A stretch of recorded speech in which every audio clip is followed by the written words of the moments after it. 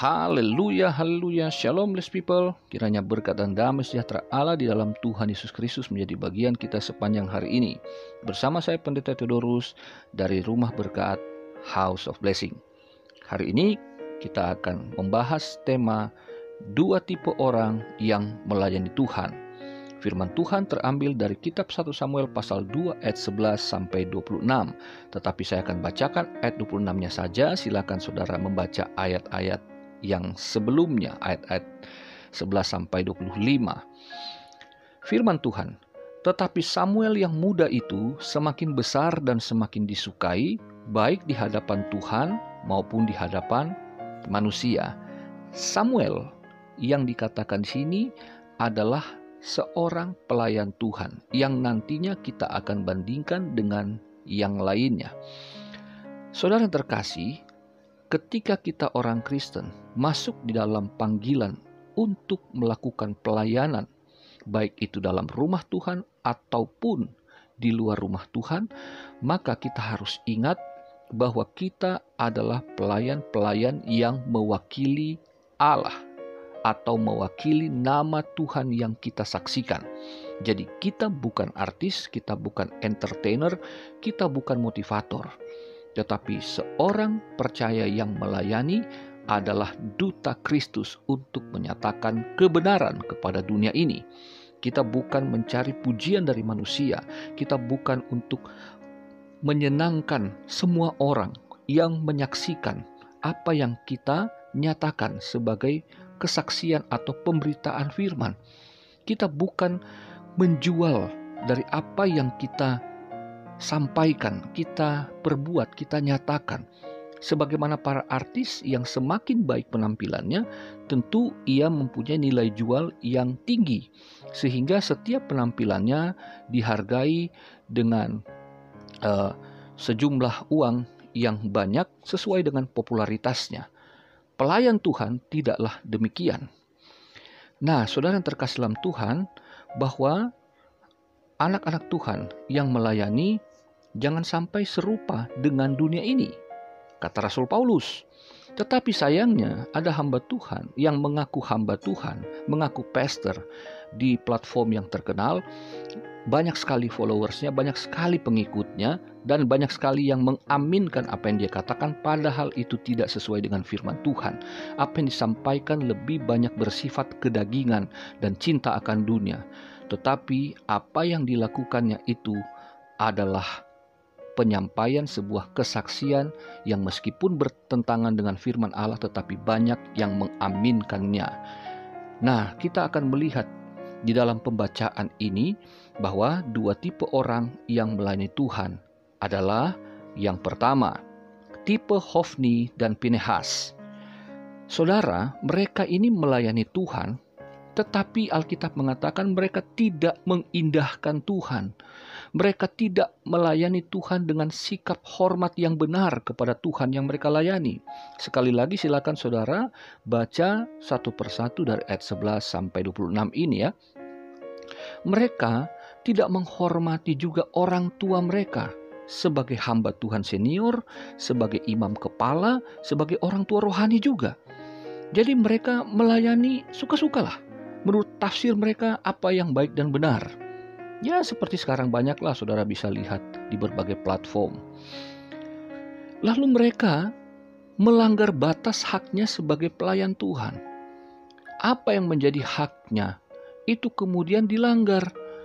Apa yang ditetapkan Tuhan sesuai aturan hukum Taurat. Mana yang menjadi hak imam, mana yang menjadi hak imam besar, mana yang harus untuk Tuhan saja di dalam persembahan korban di rumah Tuhan. Dan mereka mengambilnya suka-suka. Jadi mereka suka melanggar firman Tuhan. Mereka tidak lagi menganggap bahwa jabatan pelayanan itu punya batas. Hanya Tuhan, Yesus yang tidak punya batasan di dalam pelayanan, tetapi setiap orang Kristen, hari ini kita melayani, termasuk pendeta, termasuk saya gembala sidang, itu punya batasan dan punya hak dan kewajiban yang juga dibatasi oleh Tuhan. Mereka kemudian ini, Hofni dan Pinehas, juga terang-terangan menyatakan hidup yang tidak bermoral di rumah Tuhan. Jadi betapa bejatnya dan betapa banyak orang Kristen yang seperti ini juga.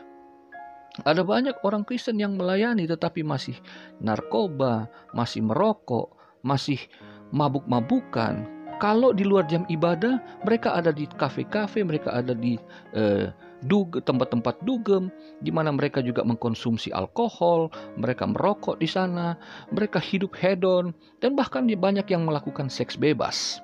Saya berani mengatakan ini karena saya berasal dari dunia seperti itu sebelum jadi hamba Tuhan, bless people, haleluya. Nah, kemudian mereka ini hanya hidup di hadapan manusia. Jadi orang melihat mereka, kalau hari Minggu atau hari-hari ibadah yang ditetapkan, mereka dijadwalkan, mereka melayani dengan penuh sukacita, kelihatan orang-orang kudus bagaikan malaikat. Tetapi itu hanya di hadapan manusia. Ingat, setiap pelayan yang memantau, yang mengawasi langsung bukan gembala sidang, bukan gembala jemaat, bukan gembala saudara, tetapi Tuhan Allah yang mempunyai pelayanan itu, yang telah mempercayakannya kepada kita. Amin. Tipe yang kedua adalah tipe Samuel. Samuel melayani Tuhan di bawah pengawasan orang tua rohaninya.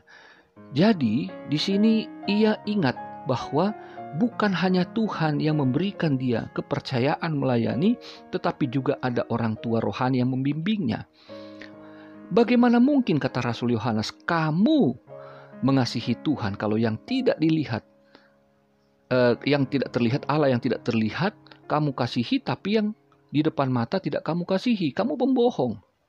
Jadi Samuel menyatakan hormatnya kepada Tuhan, itu juga dinyatakan melalui perwakilannya di bumi, yaitu Imam Besar Eli sebagai orang tua rohaninya. Jadi sikap hormatnya kepada Eli itu sama dengan dia menyatakan hormatnya kepada Tuhan yang empunya pelayanan. Lalu kemudian Samuel menjadi pelayan di hadapan Tuhan itu secara konsisten. Ia menyatakan integritasnya dari muda. Dia konsisten melayani Tuhan. Bukan hanya di hadapan manusia, tetapi di hadapan Tuhan. Meskipun anak-anak Eli, Hofni dan Pinehas, para seniornya ada di rumah Tuhan yang sama dengan dia, yang melakukan tindakan bejat dan amoral, tetapi Samuel tidak terpengaruh oleh perbuatan-perbuatan seperti mereka. Ia nggak mau ikut-ikutan. Nah, sekarang ini makanya saya katakan orang-orang yang mengaku-ngaku hamba Tuhan, ya mereka yang muncul di berbagai platform, mereka kemudian mengajak para anak muda untuk mengenal Kristus, untuk ibadah bersama mereka, tapi gaya hidup mereka sendiri itu nggak mencerminkan bahwa mereka itu adalah pelayan Tuhan di hadapan Tuhan. Bahwa sebelum dia jadi pendeta, dia tidak bertato, tetapi setelah menjadi pendeta malah dia mengajak orang-orang untuk bertato seperti dirinya. Nah, ini hal-hal yang kelihatan mata bahwa ini tidak benar. Bahwa harus hidup kudus itu konsisten. Harus mencerminkan Kristus lebih daripada kehidupan sebelum ia menjadi seorang pelayan. Jubah pelayanan yang dipakai oleh Samuel itu mengingatkannya akan tugas dan tanggung jawabnya di hadapan Tuhan. Jadi ketika kita diteguhkan, didoakan sebagai hamba Tuhan, sebagai pelayan-pelayan Tuhan di gereja lokal kita, kita ingat kita bukan hanya sekedar ditumpang tangan, tetapi kepada kita dikenakan jubah pelayanan dari Allah yang meskipun tak terlihat tetapi itu melekat erat, ada urapan dan kuasa Tuhan di sana. Jadi ketika kita melakukan hal-hal yang tidak benar, tidak baik, tidak kudus, maka kita seperti seorang koruptor yang menyalahgunakan kewenangan dan kekuasaan jabatan. Saudara yang terkasih dalam Tuhan, Samuel menunjukkan integritas rohaninya itu di hadapan Tuhan dan dapat disaksikan juga oleh orang-orang yang dilayaninya. Inilah yang kemudian dituliskan oleh ayat 26 bahwa Samuel ini semakin besar dan semakin disukai sejak muda, baik di hadapan Tuhan maupun di hadapan manusia.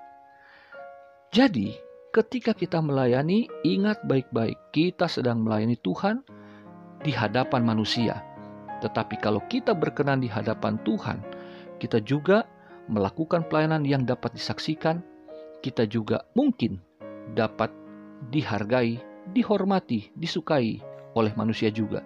Tetapi kalaupun tidak dihargai oleh manusia, tidak dipuji ataupun diberikan reward yang setimpal dengan pelayanan kita, ya nggak apa-apa. Yang penting di hadapan Tuhan.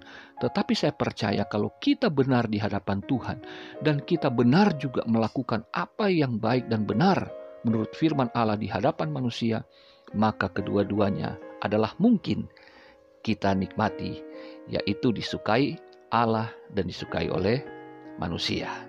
Mari kita renungkan, saudara yang terkasih, ketika kita dipercayakan pelayanan saat ini, mari kita renungkan dan akui, apakah saya tipe pelayan Tuhan seperti Hofni dan Pinehas ataukah Samuel? Kalau kita di tipe yang pertama, yuk kita sama-sama mengakui dosa dan bertobat dan kembalilah melayani Tuhan sebagaimana kepercayaan yang Ia berikan sebelumnya. Selamat beraktivitas, selamat melayani Tuhan dan sesama.